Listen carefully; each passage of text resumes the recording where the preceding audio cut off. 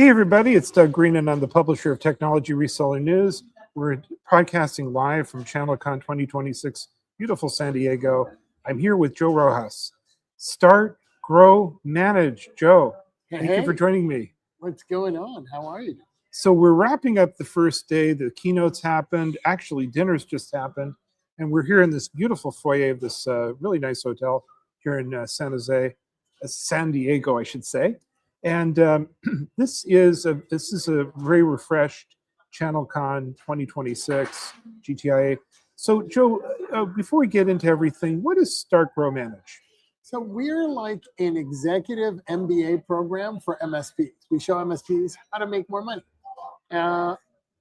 On average, an MSP that works with us will add $10,000 to $40,000 in monthly recurring revenue in the first 3 or 4 months, and then double in size year over year after the first year. So this is good. Like in the near term, you get more money, and in the long term, every MSP just about wants to have legacy. They want to have equity and sell the company. Yes. So you kind of get them ready for that too. That's exactly it. All right. So, we've been having an ongoing conversation over the years at this event and over at MSP Expo and some others about what's happening. And we always sort of big picture.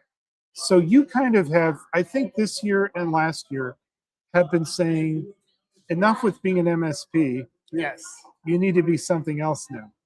Yes. It's time to become a BSP, right? Which BSP.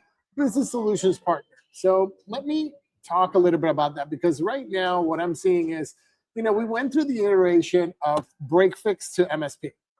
And so that was the first iteration. That was like MSP 1.0. And then we did the cybersecurity iteration. That was MSP 2.0. And now with AI, people are saying that's going to be MSP 3.0. And I say, no, it's got to be a whole brand new thing. And the reason why I say that, Doug, is because when we went from the first iteration, MSP 1.0 was really moving everybody to cloud. Right. And it was us telling the customer that they needed to move to cloud. Right. And that they had to have cloud. And that they need cloud. Right?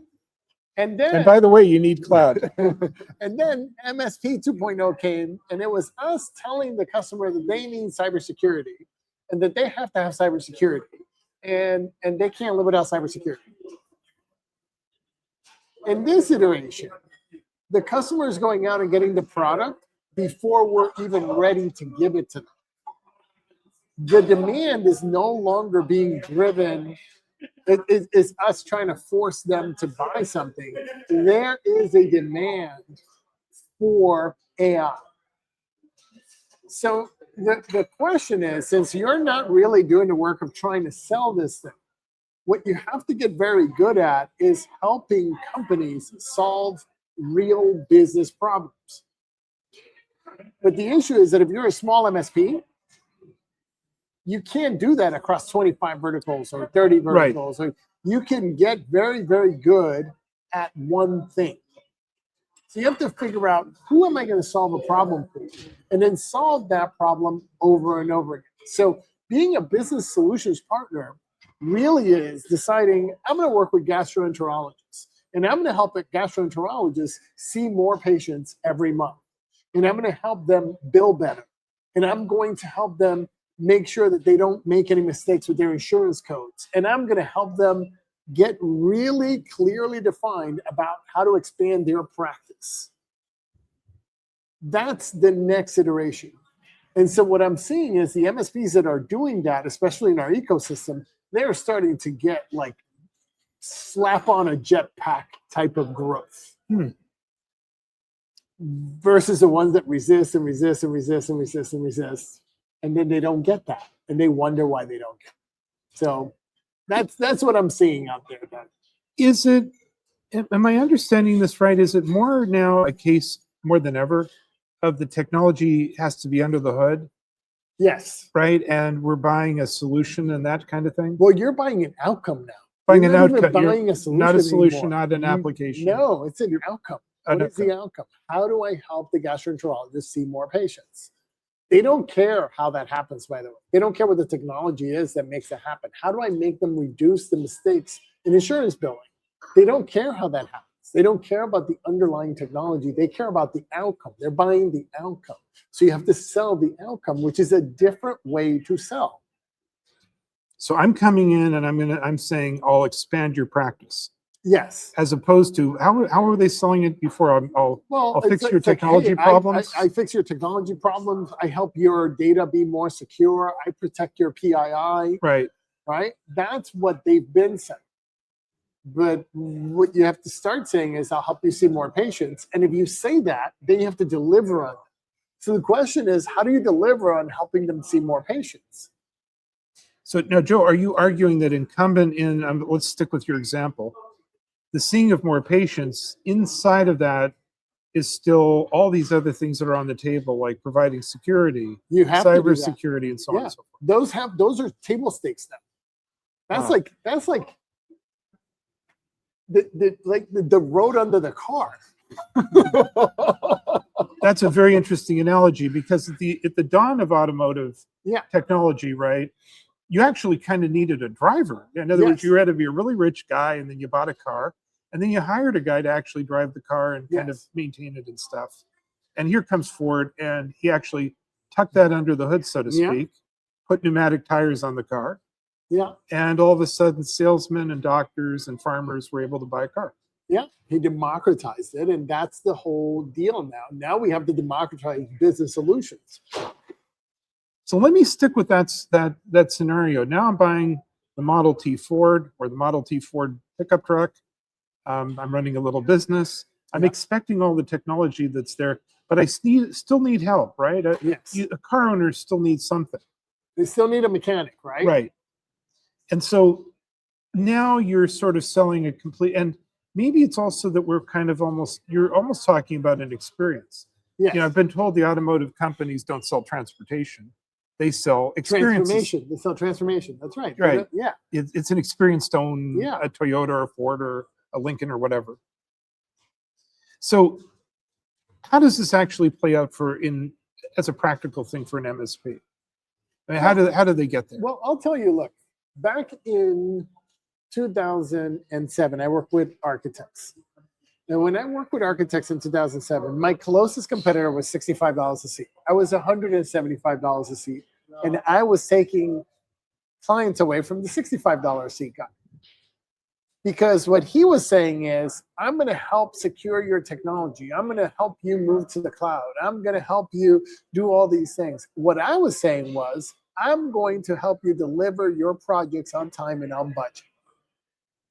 And what I did is focus on the technologies that help them deliver their projects on time and on budget, moving them from Excel spreadsheets over to project management software, putting faster hard drives, putting fiber on their network instead of having the gigabit, right? So how do I make it faster and better? Joe, I'm hearing that word table stakes all the time.